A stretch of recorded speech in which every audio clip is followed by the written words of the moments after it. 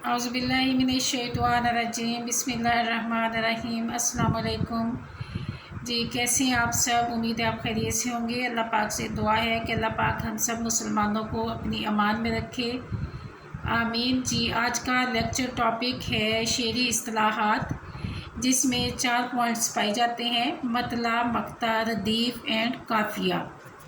जी, ये चारों पॉइंट्स जो हैं ये गज़ल या कसीदे में पाए जाते हैं। इनको हम एक एक करके देखते हैं कि इनका मतलब क्या है, इनका मायने मफ़हूम क्या है और ये कहाँ कहाँ इस्तेमाल होते हैं।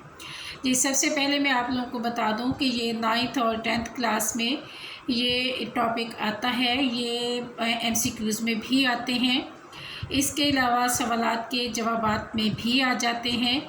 तो इसलिए हमें इनको मुकम्मल तौर पे अच्छी तरह से याद करना है कि हम इसको MCQs के लिए भी हमारे पास तैयार हो और सवालात के जवाब में भी हमारे पास ये टॉपिक तैयार हो। जी, पहला हम देखते हैं मतला। जी, मतला, इसका मायने देखते हैं। मतला की मायने है तलू होने की जगह।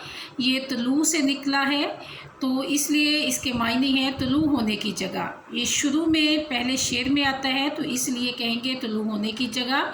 इस्तिलाह में किसी गज़ल या कसीदे के पहले शेर को मतला कहते हैं, लेकिन उसमें एक शर्त होती है कि उसके दोनों मिसरे हम काफ़िया हम रदीफ़ हों। जी, गज़ल का पहला शेर जो होता है उसको मतला कहा जाता है, लेकिन उसके लिए एक शर्त है कि दोनों मिसरे हम काफ़िया हम रदीफ़ हों। हम काफ़िया यानी कि उसमें हम आवाज़ अल्फाज हों जो कि रदीफ़ से पहले होते हैं, और रदीफ़ जो हैं वो आखिरी अल्फाज शेर के होते हैं, दोनों मिसरों के, जो एक जैसे होते हैं। इमलाहन एक जैसे होते हैं, मायने के हिसाब से भी एक जैसे होते हैं, तो हम उसको मतला कहेंगे। जी, एक मैं आसान सी मिसाल इसके आपके सामने रखती हूँ। जी देखें, मुसीबत भी राहत फ़िज़ा हो गई है, तेरी आरज़ू रहनुमा हो गई है। अब ये देखें कि इसमें मतला भी, ये शेर मतला है क्योंकि इसमें कवाफ़ी भी मौजूद हैं और रदीफ़ भी मौजूद हैं, तो इस शेर को हम मतला कहेंगे। तो इसको आप लोगों ने जब तैयार करना है मतला को, तो आपने MCQs के लिए तैयार करना है कि मतला के मायने क्या होते हैं, तो आपको इसके मायने मालूम होने चाहिए।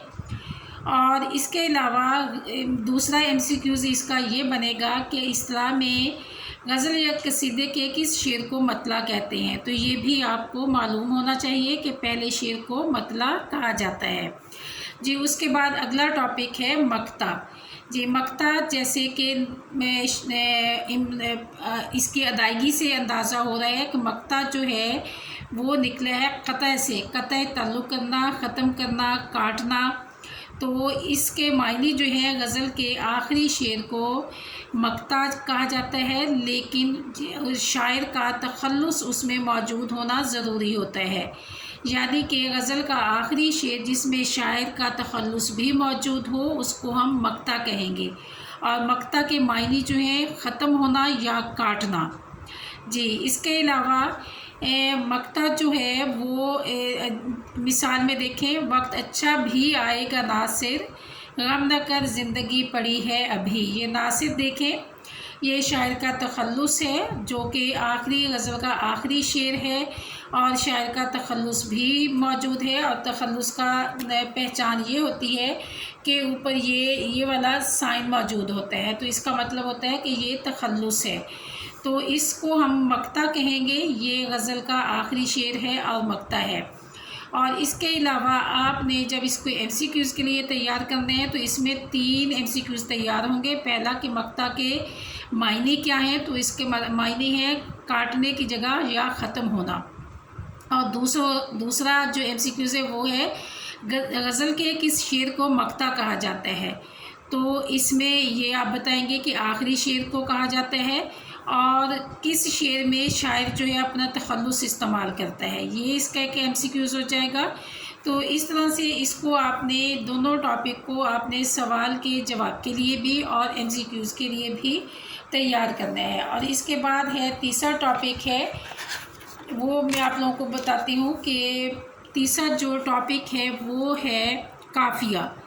جی کافیہ جو ہے مطلع، مقطع، ردیف اور کافیہ، تو میں پہلے آپ کو کافیہ کی تعریف بتاتی ہوں کہ کافیہ جو ہے وہ کون سے الفاظ ہوتے ہیں۔ کسی شعر کے آخر میں آنے والے ہم وزن یا ہم آواز الفاظ کو کافیہ کہتے ہیں یا قوافی کہتے ہیں۔ جی یہ ہم آواز الفاظ ہوتے ہیں جن کو ہم بولیں تو ان میں ایک جیسی ادائیگی کا احساس ہوتا ہے، جیسے کام، نام، دام، پیام۔ تو یہ جو ہیں یہ ہم آواز الفاظ ہیں، یہ ان الفاظ کو قوافی کہا جاتا ہے۔ اور اس کے علاوہ اب اس میں دیکھیں مثال ہے، ابن مریم ہوا کرے کوئی، میرے درد کی دوا کرے کوئی، ابن مریم ہوا کرے کوئی، میرے درد کی دوا کرے کوئی۔ اب ہوا اور دوا دیکھیں یہ ہم آواز الفاظ ہیں تو یہ قوافی ہیں، کافیہ ان کو کہیں گے۔ کرے کوئی، کرے کوئی، یہ ایک جیسے املاحاً اور ایک جیسے اور معنی کے حساب سے بھی ایک جیسے الفاظ ہیں، تو یہ ہیں ردیف۔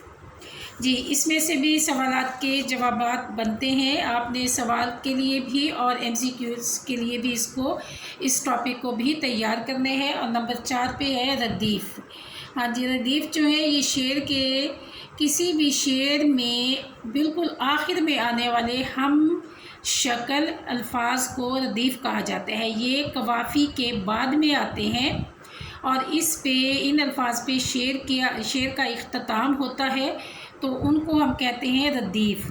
تو یہ بھی شعر میں ہونے لازمی ہے۔ جن اشعار میں یہ چاروں پوائنٹس پائے جاتے ہیں وہ بہترین شاعری ہوتی ہے، کیونکہ شعر کا اختتام شعر وزن کے لحاظ سے خوبصورت ہوتا ہے، بناوٹ کے لحاظ سے خوبصورت ہوتا ہے، اس کی ادائیگی خوبصورت ہوتی ہے اور پڑھنے میں لطف آتا ہے۔ جی کسی شعر میں قافیے کے بعد آنے والے ایک جیسے لفظ یا ایک جیسے الفاظ ردیف کہلاتے ہیں۔ تو یہ وہ الفاظ ہوں گے جیسے ہے، یہ دیکھیں اوپر والی مثال میں ہی ہے، اوپر والے شعر میں ہی ہے، کرے کوئی، کرے کوئی۔ تو یہ دیکھیں کرے کوئی، کرے کوئی، تو یہ دونوں کیا ہیں، یہ جو ہیں یہ ردیف ہیں۔ یہ املا بھی ایک جیسی ہے اور ان کے معنی بھی ایک جیسے ہیں، تو ان کو ہم ردیف کہیں گے۔